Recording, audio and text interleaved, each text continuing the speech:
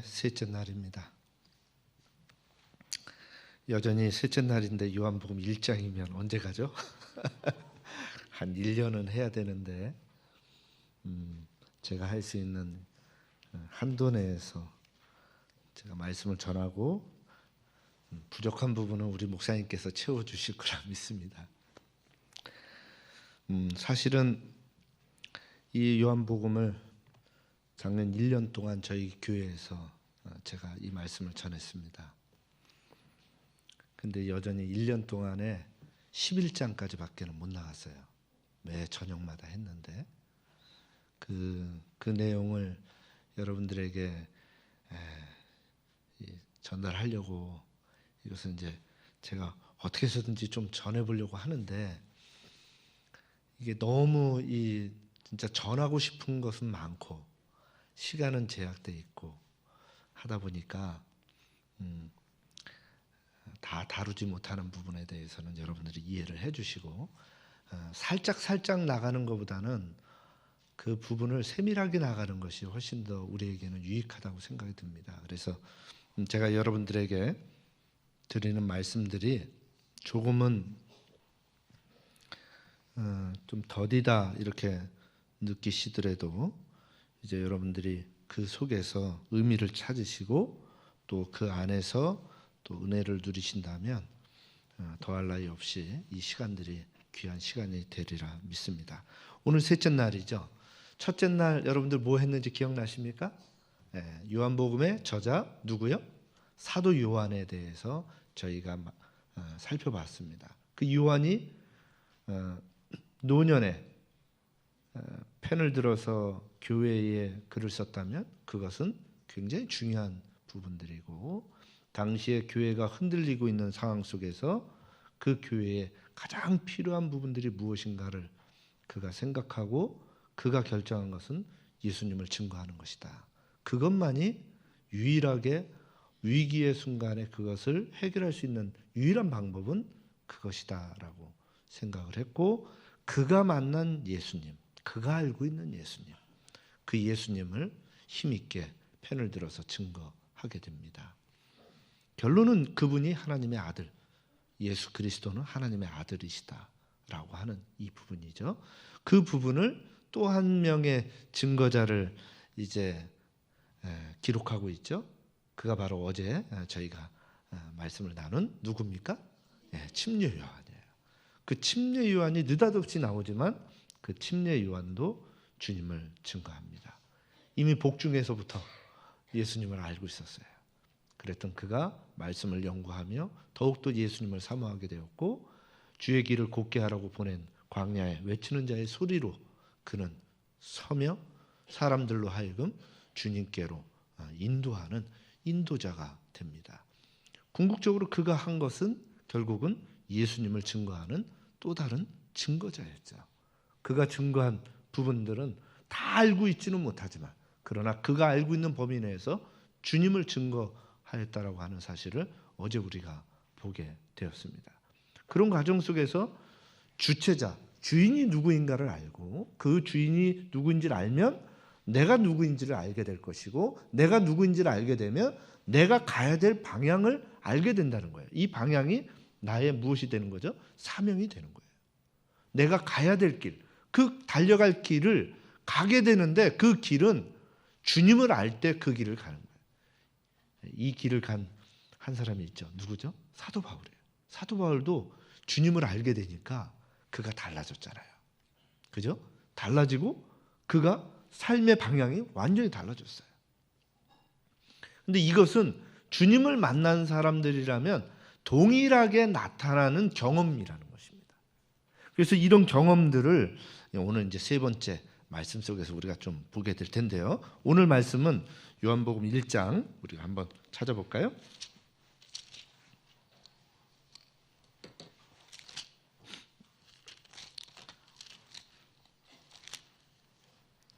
요한복음 1장 어제 37절까지 봤죠? 우리가 37절서부터 한번 좀 보도록 하겠습니다. 오늘은 요한복음 1장 37절서부터 마지막 절까지 보겠지만은 중요한 부분이 있기 때문에 49절까지만 보겠습니다. 제가 빨리 봉독해 올리겠습니다. 두 제자가 그의 말을 듣고 예수를 쫓거늘 예수께서 돌이켜 그 쫓는 것을 보시고 물어 가라사대 무엇을 구하느냐 가로되 랍비여 어디 계시오니까 하니 랍비는 번역하면 선생이라. 예수께서 가라사대 와 보라. 그러므로 저희가 가서 계신 데를 보고 그날 함께 거하니라. 제 10시쯤 되었더라. 요한의 말을 듣고 예수를 쫓는 두 사람 중에 하나는 시몬 베드로의 형제 안드레라. 그가 먼저 자기의 형제 시몬을 찾아 말하되 우리가 메시아를 만났다 하고 메시아는 번역하면 그리스도라. 데리고 예수께로 오니 예수께서 보시고 가라사대 내가 요한의 아들 시몬이니 장차 게바라 하리라 하시니라. 게바는 번역하면 베드로라. 이튿날 예수께서 갈릴리로 나가려 하시다가 빌립을 만나 이르시되 나를 쫓으라 하시니 빌립은 안드레와 베드로와 한 동네 베세다 사람이라. 빌립이 나다나엘을 찾아 이르되 모세가 율법에 기록하였고 여러 선지자가 기록한 그 일을 우리가 만났으니 요셉의 아들 나사렛 예수니라. 나다나엘이 가로되 나사렛에서 무슨 선한 것이 날 수 있느냐. 빌립이 가로되 와보라 하니라. 예수께서 나다나엘이 자기에게 오는 것을 보시고 그를 가리켜 가라사대 보라 이는 참 이스라엘 사람이라. 그 속에 간사한 것이 없도다. 나다나엘이 가로되 어떻게 나를 아시나이까. 예수께서 대답하여 가라사대 빌립이 너를 부르기 전에 내가 무화과 나무 아래 있을 때에 보았노라.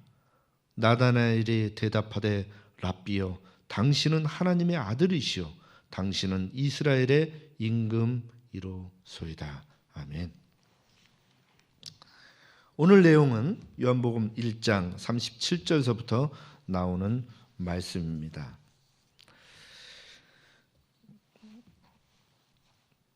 이 가운데 오늘 우리가 만나는 인물들은 또 다른 예수님의 증거자들이에요. 제가 말씀드렸죠. 왜 요한이 사도 요한이 이 글을 쓰면서 예수님에 대한 증거로 본인만이 아닌 침례 요한까지도 언급을 했다고요? 왜죠? 증인이 되려면 이스라엘의 율법에 의한다면 2명 이상이어야 되는 거예요. 2명도 되지만 여기 또 다른 증거자들을 통해서 예수님께서 하나님의 아들이심을 증거하는 것입니다. 자, 요한이 이 글을 쓸 때에 그 시대의 1세기 말의 교회의 상태가 굉장히 어려운 상태라고 제가 말씀드렸어요. 세대가 달라지고 그들의 관심사가 달라진 상황 속에서 그들이 예수님을 알기를 그냥 그럭저럭 그냥 그런 정도로만 이렇게 아는 것입니다. 그리스의 그런 이성과 철학이 들어와서 그런 것들을 통해서 신앙에 이것이 혼합이 되는 상황 속에서 이성적이면요 지식인들은 논리적이죠. 그죠? 지식이 들어가면 논리적입니다. 근데 논리적이라는 얘기는 뭐냐면 과학적이고 이성적이고 논리적으로 따져가지고 그것이 맞아야 자기가 믿는 거예요. 오늘날 공부 많이 한 사람들은 이렇게 예수님을 믿으려고 합니다. 그래서 잘 안 믿어요. 잘 이렇게 금방 이렇게 믿음을 이렇게 갖지를 않습니다. 여러분들이 잘 아시는 우리나라의 석학 가운데 지성인이라고 하고 21세기에 우리나라를 대표하는 지성인으로 꼽는 사람 가운데 한 분이 누구냐면 이어령 교수라는 분이에요. 들어보신 분이 있을 거예요. 이 이어령 교수라는 분이 문화체육부 장관도 하셨고 이랬던 분입니다. 근데 이분은 세대를 통해서 많은 사람들을 지성으로 이끄는 그런 지식인이었지만은 그러나 그는 예수님을 믿는 분이 아니었어요. 굉장히 인본주의적 사상이 굉장히 강했죠. 그랬던 그분이 따님을 통하여 신앙을 받아들이게 되는 기회가 됩니다. 딸이 굉장히 어려운 가운데 놓였었어요. 그 딸이 이혼을 하게 되었고 그 이혼하게 된 그 남편이 지금 뭐 유명한 연예인의 남편이에요. 우리 여러분들이 아시는 김한길이라는 분입니다. 그분이 이어령 교수의 사위였죠. 근데 이혼을 한 거예요. 이혼을 하고 그리고 이 딸은 미국에서 이혼을 한 상태에서 암에 걸린 거예요. 그러니 이런 부분들을 다 보면서 이 이어령 교수가 어떤 생각을 가졌을까요? 야, 뭐 이렇게 이런 힘든 인생을 사는 우리 딸을 보면서 얼마나 속이 탔을까요? 그러니 뭐라 그러냐면 너 들어와라, 나랑 같이 살자. 근데 이 딸이 뭐라 그러냐면 아빠 난 기뻐요. 행복합니다. 우리 아빠가 걱정해요. 뭐 너는 지금 이런 상황에서 무엇이 너를 행복하게 만드는 거냐? 그랬더니 아빠 나에게는 예수님이 있어요. 납득이 안 되는 겁니다. 이 지성인인 이 이어령 교수는 그 말이 논리적이질 않은 거예요. 네가 지금 불행한 상태인데 뭐가 네가 행복하다고 하는 거냐? 네가 지금 힘든 상황인데 뭐가 널 기쁘게 만든다고 하는 거냐? 그런데 이 딸은 뭐라고 그러냐면 나에게 예수님이 있어서 저는 행복하고 기쁩니다. 내가 지금 이겨낼 수 있는 모든 힘은 그분이 계시기 때문이에요.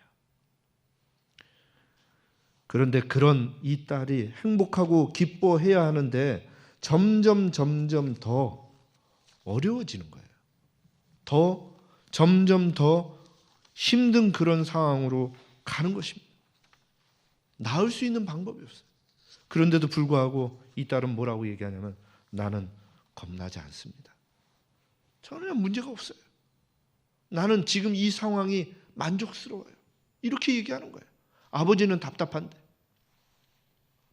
그때 이어령 교수가 이렇게 말했습니다. 네가 믿고 너가 그렇게 마음속에 행복을 주는 그 예수가 누구냐? 도대체 누구냐? 그때서부터 이어령 교수가 딸을 이해하기 위해서 성경을 펼쳐보았습니다. 그리고 나서 얼마 지나지 않아 그는 예수쟁이가 됐어요. 그리고서는 지금은 누구 못지않게 신앙적으로 그가 자신의 삶을 준비하고 있다라는 것입니다. 결국 딸은 죽었습니다. 그러나 죽었지만 그 딸이 남긴 그 마지막 그 한마디, 아빠 예수 잘 믿으세요. 이 말에 이 아버지는 그 믿음을 부여잡고 지금도 희망 가운데서 주님을 섬기고 주님을 증거하고 있는 것입니다. 여러분, 쉬운 일이 아니에요. 이성으로 똘똘 뭉친 사람들은 바뀐다는 것이 무언가 중요한 계기가 있지 않고서는 바뀌지 않는 것입니다. 그런데 그 시대에 2세대, 3세대로 넘어가면서 교회가 그렇게 혼잡스러운 상황이 되었을 때 무엇으로 그들을 바꿀 수 있을까? 유일한 방법은 요한이 생각한 것은 예수님을 증거하는 것밖에 없다고 생각을 한 것이에요. 그렇게 이 말씀들을 왜 증거자로 인하여 요한복음의 시작을 이렇게 기록하였는가라고 하는 것은 바로 이성으로 똘똘 뭉친 그들에게 예수님이 참으로 하나님의 아들이라는 것을 증거하기 위함이었던 것입니다. 그렇게 한 번도 아니고 계속해서 이 말씀들을 한번 이런 의식을 가지고 여러분들이 요한복음을 읽어보세요. 끊임없이 예수님을 증거하는 사람들이 나타납니다. 끊임없이. 그런 또 다른 증거자 가운데 이제 우리는 요한복음 1장 37절서부터 나오게 되는 여러 사람들을 오늘 우리가 좀 살펴보게 됩니다. 자, 그들 가운데 우리가 잘 아는 여러 사람들이 있는데 이 사람들을 저는 이렇게 표현하고 싶어요. 인생에 있어서 기회를 갖게 된 사람들. 누구처럼요? 오늘날 이어령 교수처럼, 오늘날 우리들처럼 인생에 있어서 기회를 갖게 된 거예요. 삶에 진짜 중요한 기회를 갖게 된 거죠. 그런 사람들 가운데 특별히 주님을 만난 오늘 몇 사람을 여러분들에게 이 안에서 우리가 좀 살펴보고자 합니다. 그들 가운데 한 사람이 기록되어 있는 말씀처럼 침례 요한의 두 제자입니다.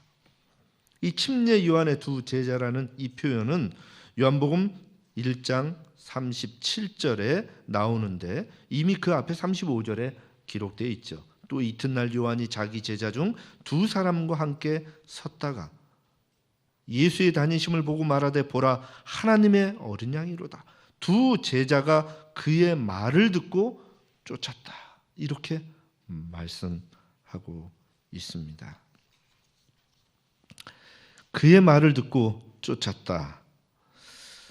예수님을 쫓은 이유가 성경에 기록되어 있는 것처럼 뭐라고요? 그의 스승인 누구의 말을 쫓았어요? 침례 요한의 말을 듣고 쫓게 되었다라고 하는 것입니다.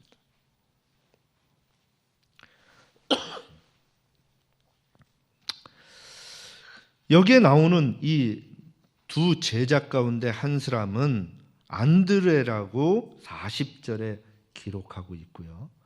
또 한 사람은 기록되어 있지 않지만 우리는 그가 바로 사도 요한임을 알고 있습니다. 이 두 사람이 예수님을 쫓게 되는 것입니다. 그 쫓는 그 상황을 시대의 소망은 이렇게 표현하고 있습니다. 이튿날 두 제자가 곁에 섰을 때에 요한은 다시 예수께서 사람들 가운데 계신 것을 보았다. 요한의 얼굴은 다시 보이지 않는 분에게서 오는 영광으로 환하여졌다. 이어 그는 이렇게 외쳤다. 보라 하나님의 어린 양이로다. 그 말은 제자들의 마음에 큰 감동을 줬다. 이 제자들의 마음에 무엇을 줬다고요? 감동을 줬다고요. 어제 이미 말씀드렸어요. 요한이 자신의 모든 것을 내어줄 정도로 그분을 증거하고 있는 것을 우리는 보았죠. 그 말씀을 우리는 살펴보았습니다. 그런데 그렇게 할 정도로 침례 요한이 예수님을 증거하는 그런 상황들을 볼 때 굉장한 감동을 받은 거예요. 아니요, 어쩌면 이렇게 우리 스승이 모든 사람들에게 존경을 받고 칭송을 받고 있는 이 상황에서 아무도 살펴보지 아니하고 아무도 시선조차 주지 아니하는 평범한 그 한 청년에게 모든 시선을 돌릴 뿐만 아니라 그분에게 영광을 돌리고 있는 모습을 보게 될 때 신선한 충격이 아니라 마음에 큰 충격을 받게 된 거예요.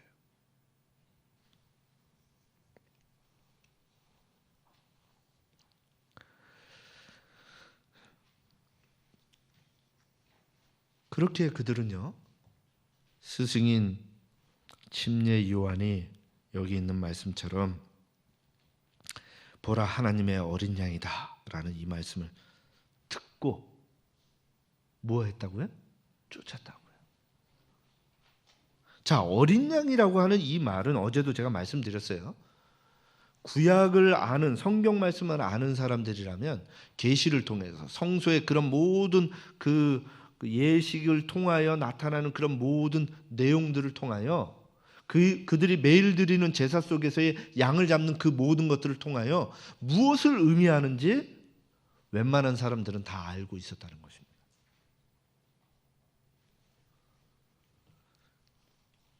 사도 요한과 안드레도 이 부분에 대해서 어느 정도 짐작을 했을 거예요. 그렇기에 그들은 그들의 스승인 침례 요한의 언급 속에서 즉각적으로 예수님을 쫓게 되는 것입니다. 시대의 소망은 이렇게 표현합니다. 이들은 그리스도의 최초의 제자들이었다. 누구라고요? 최초의 제자. 이것을 우리는 다른 말로 하면 첫 제자 이렇게 표현하죠. 근데 우리는 성경을 보면서 예수님의 첫 제자 그러면 누구라고 우리는 알고 있어요? 네? 예수님께서 예수님의 첫 제자, 이 첫 제자라는 것은 처음 예수님을 받아들인 사람을 얘기하는 게 아니라 보통 우리가 첫 제자라고 할 때는 서열을 이렇게 두고서 첫 번째 제자 누구를 얘기하죠? 베드로를 얘기해요. 그러나 여러분, 우리가 분명히 아는 것은 시대의 소망에 예수님의 최초의 제자들이 바로 누구라고요? 안드레와 사도 요한이라고 말씀하고 있습니다. 예수께서 전도하신 처음 열매래요. 처음 열매. 우리는 이 부분에 대해서 이제 조금 우리는 좀 살펴보게 될 겁니다. 그들은, 이 안드레와 요한은요, 자신들이 선택하고 믿고 따랐던 스승을 통하여 예수님을 소개받았습니다. 그렇죠? 어쩌면 이들은 참으로 행복한 사람들입니다. 참된 스승을 만났고, 그리고 그 스승을 통하여 더 나은 세상을 바라볼 수 있는 길을 안내받았다라는 것입니다. 실로 누구는 전자 또한 경험해보지 못합니다. 스승도 못 만나봅니다. 그리고 인생을 살면서 그냥 방황하고 아무 의미 없이, 존재감 없이 살다가 마감하는 경우들이 허다합니다. 그런데 그들은 아무런 노력 없이 인생의 참길을 찾을 수 있었어요. 누구를 통해서? 스승을 통해서. 스승이 보라, 하나님의 어린 양이로다. 그 말에 눈이 번쩍 띄어졌죠? 그리고 누굴 쫓아가요? 예수님을 쫓아가는 겁니다. 어찌 이런 사람들을 행복한 사람이라고 말하지 않을 수 있겠습니까? 정말 행복한 거죠. 그 가운데 여러분들이 아시는 이 안드레 시몬, 이 안드레는요, 그의 형제 시몬을 예수님께로 데리고 옵니다. 이 시몬이 바로 누구예요? 우리가 아는 베드로예요. 그런 걸 보면 이 안드레와 이 시몬과의 이 관계, 베드로의 관계는 형제지간임을 우리는 알게 됩니다. 왜냐하면 성경에 그렇게 우리에게 기록하고 있어요. 40절 한번 보세요. 여기 보면 요한의 말을 듣고 예수를 쫓는 두 사람 중에 하나는 시몬 베드로의 형제 안드레래요. 그러니까 형제라고 분명히 나와 있어요. 그러니까 안드레와 베드로는 형제인 것입니다. 그런 이 안드레가 예수님을 만나고 난 이후에 누구를 예수님에게 데리고 옵니까? 그의 형제를 데리고 오는 것입니다. 그 형제가 훗날에 예수님의 첫 제자, 여기서는 첫 제자, 또 다른 의미죠? 네, 첫 제자가 됩니다. 그런 이 시몬도 또한 행복한 사람입니다. 여러분도 한번 생각해 보세요. 형제 잘 만나서, 부모 잘 만나서 이 행복한 사람들 얼마나 많아요. 그래서 그들을 뭐라고 얘기해요? 금수저, 뭐 이렇게 얘기하잖아요. 금수저.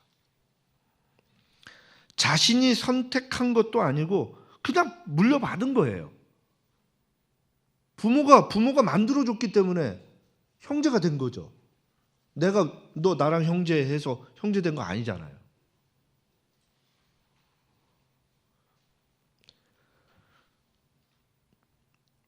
부모로 인하여, 좋은 부모를 만남으로 형제를 갖게 되었고, 그 형제로 인하여 바른 길로 들어가는 사람이 바로 누구냐면 베드로예요. 가족 가운데 한 사람이 성공하면요, 그 자녀들, 가족들이 그 그늘하에서 얼마나 많은 보호를 받고 유익을 얻는지 모릅니다. 그래서 우리 부모님들은 어떻게 했냐면, 형제들이 많고 자녀들이 많으면 하나만 잘 되면 그 하나가 전부 다 먹여 살린다, 이런 생각을 가지셨어요.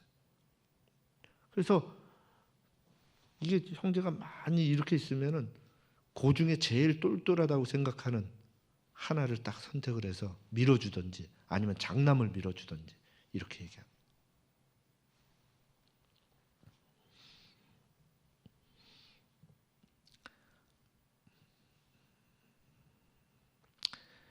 그런 속에서 안드레가 그 가족을 다 먹여 살린 거예요.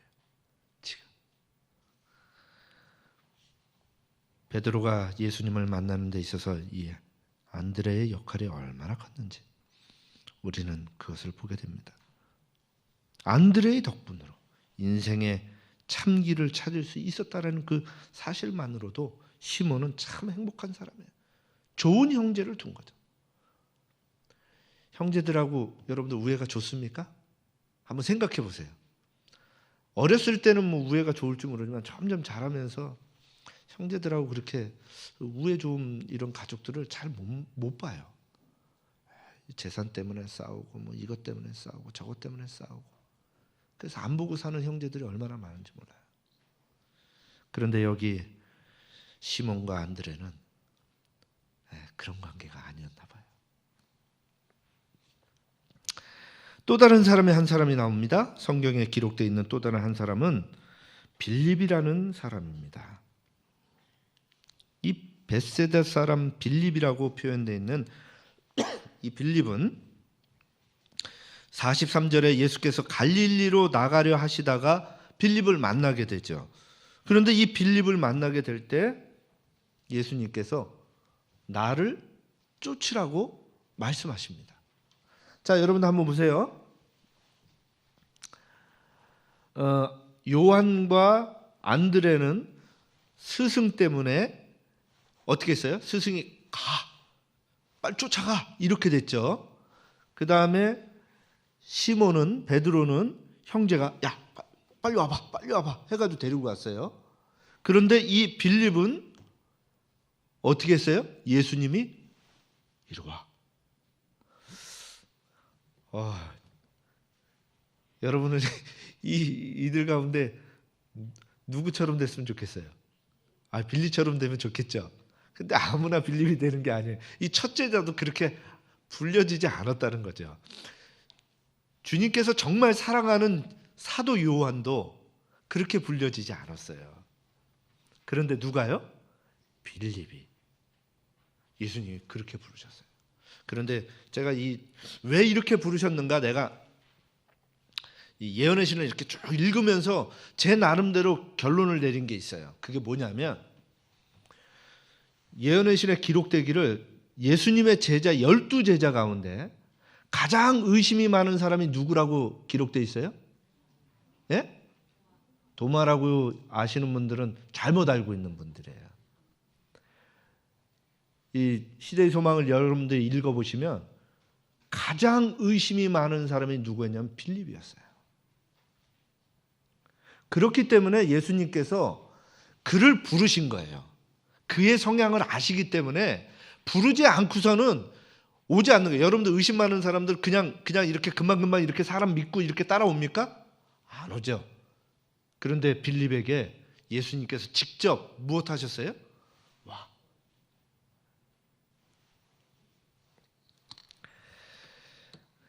그런 빌립은 어떤 사람일까요?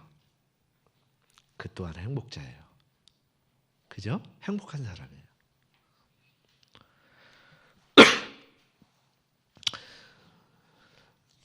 우리가 알다시피 그는 전자들의 사람들과는 조금 다르게 인생의 길을 찾은 사람입니다. 아니, 정확하게 말한다면 그는 선택되어진 사람이라고 말할 수 있어요. 선택되어졌죠. 좋은 선생을 만나는 것도 하늘이 주신 기회라고 말을 합니다. 하물며 좋은 스승이 자신을 찾아와 제자가 되라고 하신다면 그것 이상 좋은 게 어디 있겠습니까? 그러나 아무리 좋은 스승이 있다 하더라도 제자가 준비되어 있지 않다면 그건 아무런 의미가 없어요. 아무리 좋은 스승님이 너 나 따라와 내가 너 정말 훌륭하게 만들어줄게 해도 준비가 안 돼 있으면 안 되는 거예요. 준비된 자에게 기회가 온다고 하듯이 빌립은 어쩌면 준비가 되어 있었는지 모릅니다. 그렇기에 예수님께서 나를 쫓으라는 그 말 한마디에 당장 어떻게 해요? 따라 나서게 되는 거예요. 그가 선택되어져 바른 길을 갈 수 있었다라는 거. 이게 정말 그는 행복한 사람이에요. 그죠? 정말 행복한 사람입니다. 인생에 있어서 기회를 가진 또 다른 한 사람 가운데 바로 빌립이 포함되어 있는 것입니다. 그리고 네 번째에 사람이 나옵니다. 그가 누구냐면 여기 나와 있죠? 빌립의 친구 나다나엘이에요. 우리가 성경에 기록되어 있는 말씀을 보면 빌립과 나다나엘은 둘이 신앙적으로 굉장히 돈독한 친구였다고 합니다. 예언의 신에 그렇게 기록되어 있어요. 그래서 나다나엘이 한적한 곳에 가서 자신의 개인의 기도처를 두고서 기도하고 있는 곳을 빌립이 알고 있었다라는 사실은 함께 그곳에서 기도하기를 즐겨했다라는 것이에요.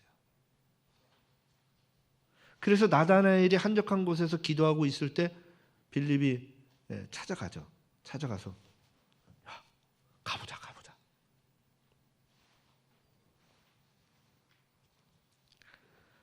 그래서 나다나엘이 예수님께 나오게 됩니다.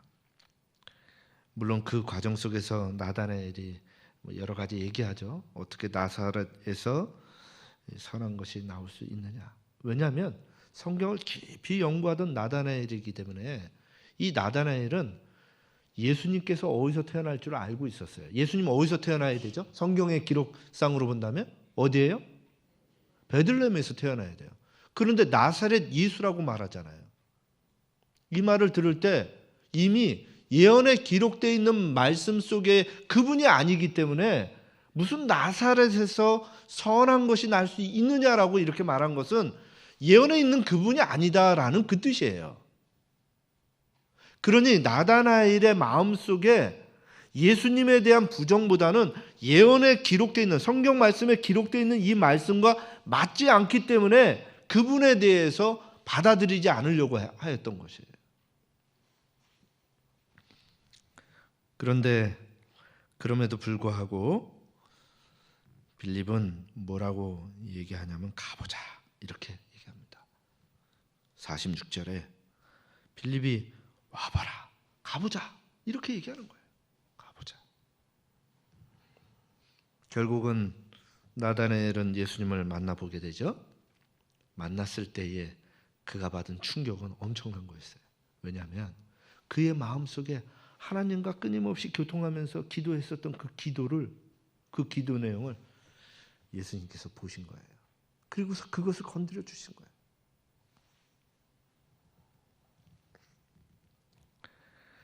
여기 보면 이렇게 말합니다.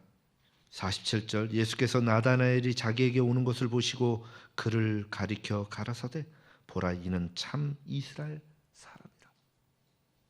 여러분 이 말 한마디에 그냥 녹아버렸어요. 누가요? 나다나엘이. 왜냐하면 그 말 한마디에 자신의 모든 것을 못 받은 거예요? 인정받은 거예요. 그가 정말 다른 사람에게는 보여주지 아니한 정말 그의 마음속에 메시아를 기다려왔던 그 갈망과 기도의 그 제목들을 예수님이 그 말 한마디 안에 다 함축시켜가지고 표현해 줬을 때 놀란 거예요.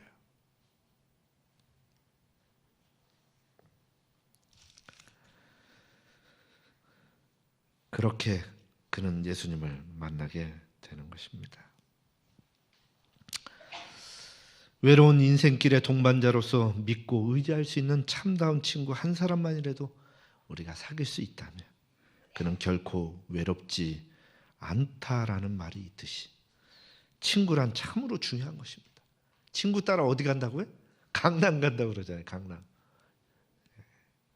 그런데 자신이 가는 길을 다 가보지도 아니하고 그 길에 대해서 확신을 가지고 함께 가자고 말할 수 있는 확신을 소유한 사람, 그리고 그것을 받아들이는 그 친구. 그래서 우리는 뭐라고 얘기해요? 가제는 개편, 서로 동색, 이렇게 얘기하잖아요. 비슷비슷하게 이렇게 한다. 빌립이나 나다나엘이나 비슷한 거예요. 성향이. 이 둘은 분명히 친구임에 분명합니다. 말은 믿지 못하더라도 그 사람을 믿음으로 함께하는 두 사람. 그렇기에 신앙에 있어서 같은 길을 갈 수 있었던 것입니다. 부모를 떠나 세상을 헤쳐나갈 때 바른 것을 소유한 친구를 만난다는 것은 그리 쉬운 일이 아닙니다. 그런 면에서 나다나엘은 좋은 친구를 두었고 그 친구를 통하여 인생의 바른 길을 안내받을 수 있었다는 것은 그가 참 복이 많은 친구예요. 그런 친구 하나 있으면 좋겠어요. 저도 지금까지 살아오면서 저도 이제 일반 사회학교까지 다니고서 이 삼육대학으로 대학원을 오게 된 거거든요. 그러다 보니까 친구들이 다 사회에 있어요. 근데 신앙생활을 하려고 들어오다 보니까 그때의 그 친구들은 하나도 없는 거예요. 그 친구들을 만날 수도 없고 만나도 서로 간에 사는 삶이 다르니까 이게 참 진지하게 무언가를 얘기할 수가 없어요. 결국 신앙 안에서 함께하는 친구만이 겨우 오랫동안 만날 수 있는 친구라는 사실을 뼈저리게 느끼게 되는 거예요. 그런데 그런 의미에서 여기 나다나엘은 얼마나 좋은 친구가 있습니까? 참 그렇게 그는 정말 복이 있는 친구입니다. 그런 이들이 다 공통점이 있다면 이들이 다 누구를 만났어요? 예수님을 만나서 예수님을 쫓았다는 것입니다.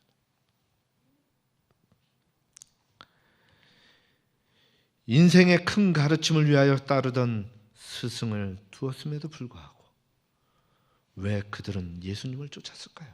여러분도 한번 생각해 보세요.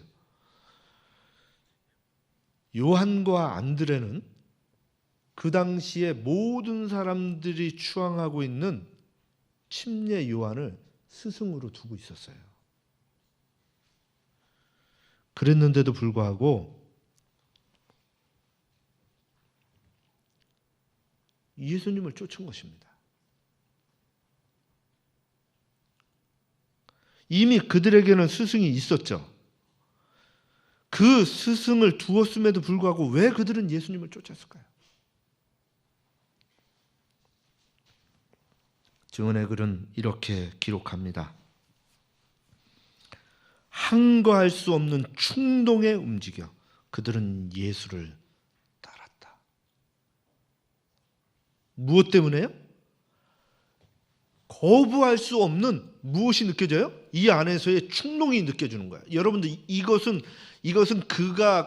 그들이 가지고 있는 의지와 감정과 이런 것들로 이루어지는 것이 아니라 그들의 내면을 움직이시는 성령의 역사심이었던 거예요. 예수님에 대한 그런 부분을 침례 요한인 그들의 스승을 통하여 듣게 될 때 거부할 수 없는 그런 부분들을 느끼게 되었다는 거예요. 그게 그냥 이루어지는 겁니까? 성령께서 역사하시는 거예요.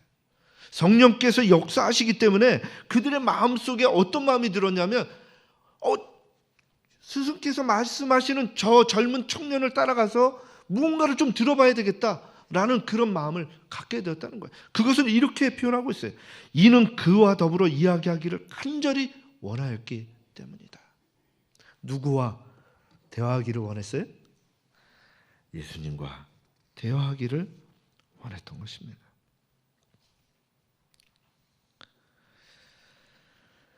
그런 속에서 여기 또 다른 시대의 소망의 말씀은 이렇게 표현합니다. 요한과 안드레가 제사장들과 관원들의 불신의 정신을 갖고 있었더라면 예수의 발 아래서 배우는 자들이 될 수 없었을 것이다. 그들은 예수의 말씀을 판단하는 비평가로서 그에게 나왔을 것이다. 많은 사람들이 그렇게 함으로 가장 귀한 기회의 문을 닫아버린다. 그러나 이 첫 제자들은 그렇게 하지 않았다. 그들은 침례 요한이 전도할 때에 성령의 부르심에 무엇했다고요? 반응하였다.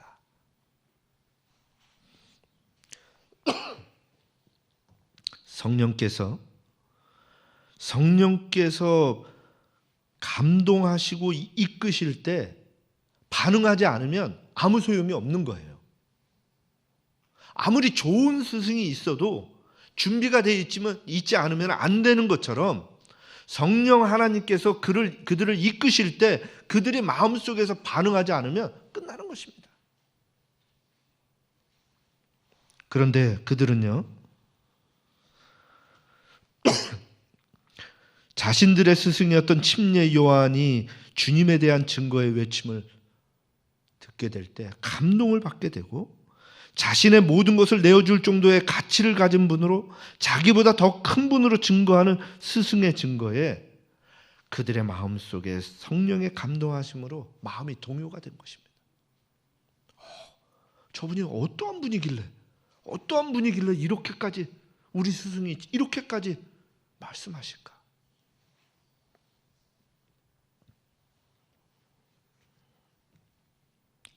그렇게 그들이 주님을 따르게 된 것입니다.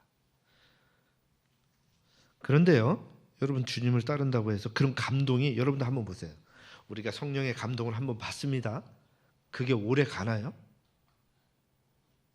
금방금방 사라져요. 금방금방 사라진다는 얘기는 제가 여러분들에게 한 비유를 한번 들려드릴게요. 안식일날 아니면 오늘도 똑같아요. 여러분들 은혜 받고 다 진짜 은혜를 받았어요. 그리고서는 이 성전문을 딱 나가자마자 앞에서 누가 차로 빵 해보세요. 그러면 여러분들 어때요? 승질 이만큼 나오죠. 욱해가지고 얘기하잖아요. 그 성령의 감동, 감화하심이 어디로 갔어요? 다 사라져버려요. 없어져 버리는 게 우리의 모습이거든요. 그렇지 않습니까? 그런데 여러분들 생각해 보세요. 스승인 침례 요한의 말로만은 스승을 바꾸는 그들의 인생 최대의 결정을 내릴 수가 없는 것입니다. 감동은 받았지만 여러분들, 이 쉬운 일이 아니에요. 스승을 바꾼다? 이게 자신의 인생에 지금까지 걸어온 길을 다 뭐 하는 거냐면 다 부정하는 게 돼버리는 거예요. 저도 이 목회를 위해서 제가 살아온 길을 27년에 살아온 길을 부정하고요, 새로운 길을 가겠다고 선택을 했을 때 쉬운 길이 아니었어요. 지금까지 살아왔었던 27년의 이 세월을 무엇 해야 되냐면 다 버려야 되는 거예요. 포기해야 되는 거예요. 침례 요한을 믿고 따라왔었던 그 모든 길을 부정하고 새로운 누굴요? 스승을 따라가겠다고 하는 것이 이게 쉬운 일이 아니라고 하는 것입니다. 그렇기에 스승은 빨리 쫓으라고 얘기하지만 그들의 마음속에 감동 감화하심이, 성령의 감동 감화하심이 있지만, 그러나 그들은 다시금 그분을 만나서 정확하게 하기를 원했던 것이에요.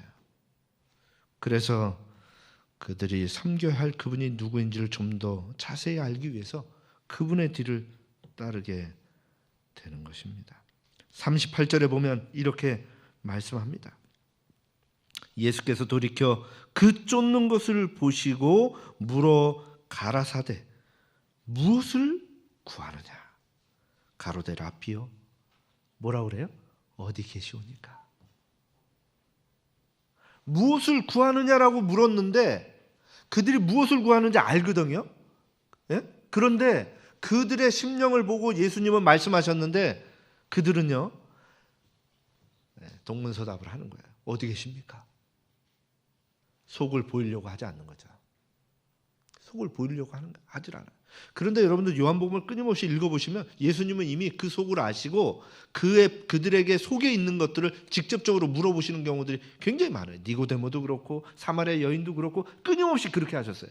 그런데 다들 예수님을 모르니까 어떻게 해요? 이 속을 숨기고 딴 얘기들을 하죠. 똑같았어요.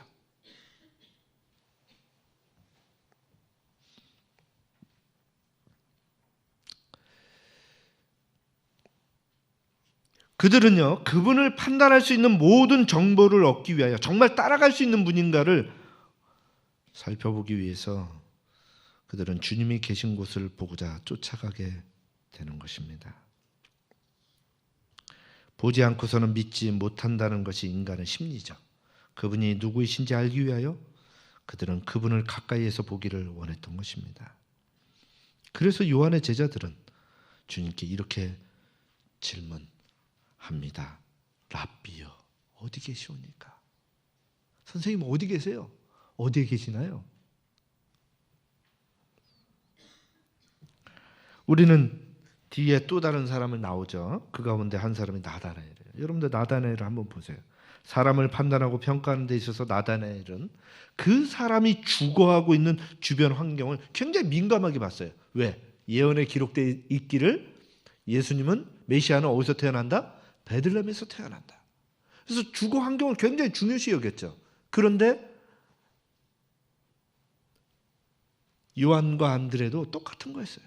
예수님이 어디에 계시는 분인지, 어떠한 삶을 사는지 봐야지 알겠다는 거예요. 하지만 사는 곳이 그 사람을 다 말해주지 않지요. 또한 일시적으로 보여지는 것이 다 진실이 아니라는 것을 우리들은 누구보다 잘 알고 있습니다. 당시에 바리새인들이 그런 모습이었기 때문에 어쩌면 제자들은 돌다리도 두들겨보고 간다고 하는 그런 의미에서 그렇게 주님께 말했는지도 몰라요. 그렇습니다. 더 정확히 알기 위하여, 더 정확하게 알기 위해서, 내가 정말 진짜 나의 인생을 송두리째 부정하고 정말 이쪽으로 갈 수 있는지 알기 위하여 주님을 더 가까이서 보기를 원했던 것입니다. 그래서 그들이 이렇게 표현하죠. 랍비여, 어디 계시오니까? 그래서 그들이 주님과 함께 하면서 더 잘 알아보기 위해서 어떻게 해요? 주님과 함께 거하게 됩니다. 성경은 그렇게 기록하고 있죠. 39절, 예수께서 와보라. 그러므로 저희가 가서 계신 데를 보고 그날 함께 거하니. 그날 함께 거했다.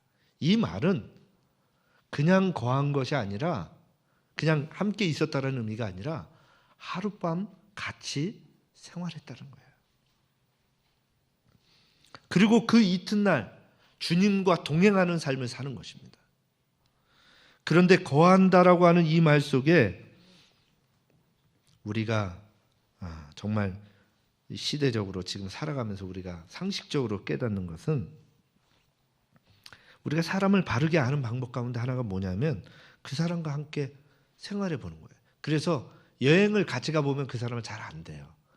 여행을 가는 이유가 뭐죠? 같이 가는 것은 자기 때문에 그래요. 여러 얘기들을 하고 같이 시간을 보내죠. 그렇게 되면 함께 생활해 볼 때 비로소 그 사람의 말과 행동을 통하여 그 사람의 생각과 인격, 품성을 제대로 알 수 있게 되는 거예요. 제자들도 어쩌면 그것을 생각했는지도 모릅니다. 그리고 주님과 함께 그날을 보내게 됩니다. 그 결과 주님이 어떠한 분인지를 정확하게 알게 된 거예요. 그리고서는 그것을 알게 되었을 때 이 제자들이 한 행동이 무엇이에요? 여러분들 똑같은 현상이 또 나옵니다. 자, 요 예수님의 첫 제자들뿐만 아니라 사마리아 여인들도 똑같았어요. 이 사마리아 여인도, 우물가의 여인도 똑같은 상황이 벌어지는데, 예수님을 만나서 그 예수님으로 인하여 뜨거움을 경험하게 되면, 이 뜨거움을 경험하게 되면 그 뜨거움을 감당하지 못합니다. 그러면 어떻게 되냐면 이거를 빨리 가가지고 이거를 다 표출해야 돼요. 누군가에게 이거 전하지 않으면 못 견디는 거예요. 엠마오로 가던 제자들도 그랬고요. 예수님을 만났을 때 그 뜨거움 때문에. 사마리아의 수가의 여인도 똑같은 그런 현상이 벌어지게 되는 거예요. 그런데 이 예수님의 첫 제자였었던 요한과 안드레도 예수님을 경험하게 되었을 때 어떤 일이 벌어졌냐면 이게 뜨거워가지고 감당을 못한 거예요. 그래서 즉각적으로 누구에게 갑니까? 그의 형제들에게 가는 거예요. 그 결과 안드레는 자기의 형제 시몬 베드로에게 가는 것이고 빌립은 친구 나다나엘에게 가는 것입니다. 못 견뎌요. 주님이 이 안에 있으면, 내가 그분을 만난 경험이 있으면요, 못 견디는 게 인간입니다. 이게 본성이에요. 그 뜨거움을 감당을 못해요.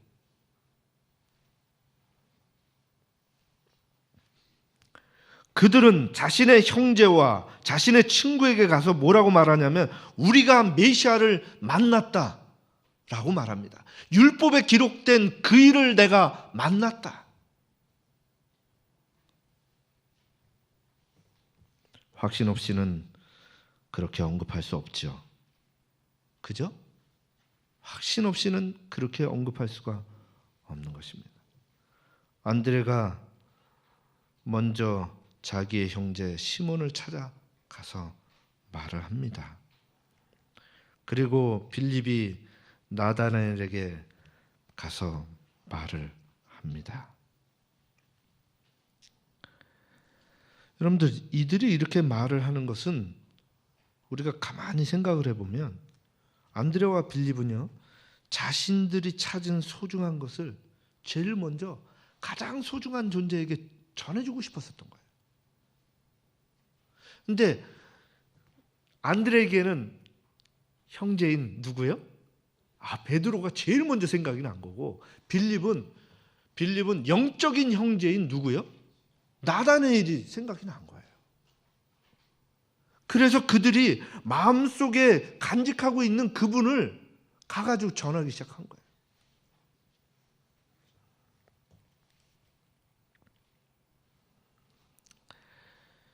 가장 소중한 것을 누구에게 주고 싶습니까? 가장 소중한 사람에게 주고 싶죠.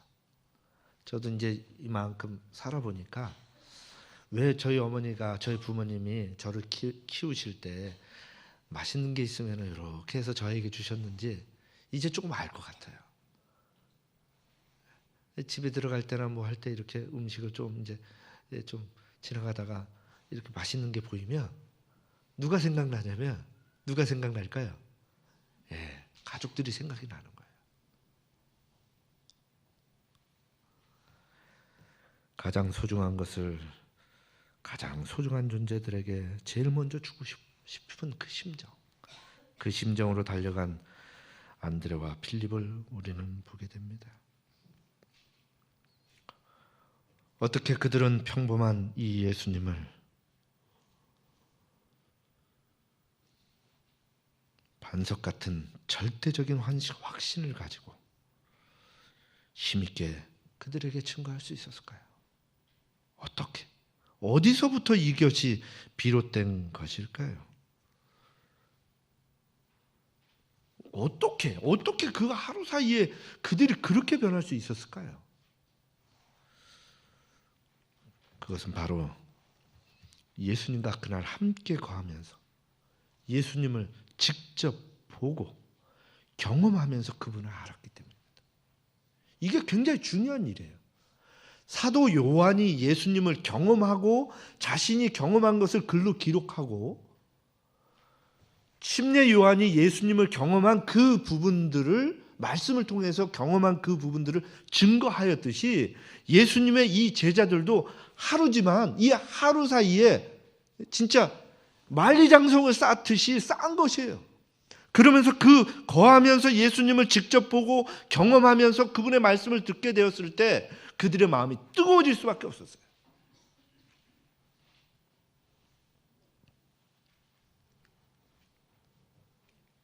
바로 이것입니다. 주님을 만난 사람들은요, 뜨거워질 수밖에 없는 것이에요. 지금도 요한의 때와 다를 바가 없습니다. 우리는 예수님을 그리스도로 알기 위해서는 그분을 가까이서 직접 보며 그분을 경험해야 합니다. 그럴 때 비로소 그분이 누구이신지를 알게 되는 거예요. 그분을 가깝게 여러분들이 만날 수 있는 유일한 길은 무엇이죠? 성경 말씀이에요. 그분을 우리에게 증거하고 제시하는 그 모든 말씀들은 어디에 있어요? 이 성경 말씀 속에 있기 때문이에요. 여러분들이 정말 예수님을 만나기를 원하신다면 말씀으로 돌아가시기를 간절히 바랍니다. 이 말씀이 주님을 증거하고 있고 그분을 우리에게 보여주고 있잖아요.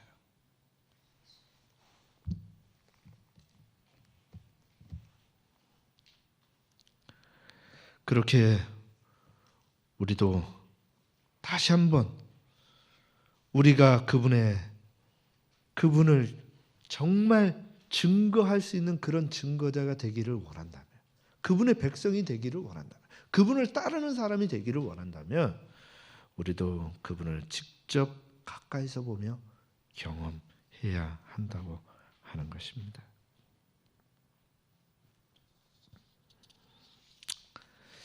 그렇다면 우리 좀 정리해 봅니다. 오늘 우리가 찾고자 하는 것은 무엇입니까? 우리는 무엇을 위해서 주님께 나아갑니까? 제자들은 왜 주님께 나아갔을까요? 주님은 그들의 스승도 아니었습니다. 주님에게는 침례 요한이 가지고 있었던 그런 명성도 없었어요. 주님에게는 그 당시에 그들의 스승이었던 침례 요한처럼 사람이 따르는 사람들도 아니었어요. 따르는 사람들이 있었던 것도 아닙니다. 권력이 있었던 것도 아니고 재물이 있었던 것도 아니고 그 어떤 것도 있지 않았어요. 그럼에도 불구하고 그들은 주님을 따랐던 것입니다. 무엇 때문에요? 권력 때문에? 명예 때문에? 아니면 그들의 미래의 인생 때문에? 아니죠. 그들이 주님을 따른 이유는 그들이 기다리던 메시아였기 때문입니다. 오늘 우리가 주님을 따르는 이유가 무엇이어야 될까요? 그것은 우리가 기다리던 그분이 우리가 찾던 예수님이기 때문이에요. 그 예수님이기에 우리도 그분을 따라야 되는 거죠. 우리에게 있어서의 어떤 큰 필요를 채워주시는 분으로서 우리 주님이 나에게 필요한 존재가 되어서는 안 되는 것입니다. 그분을 통해서 내가 신분의 상승을 이루기 위해서 그분을 따르는 이것이 주님을 따르는 이유가 되어서는 안 되는 거예요.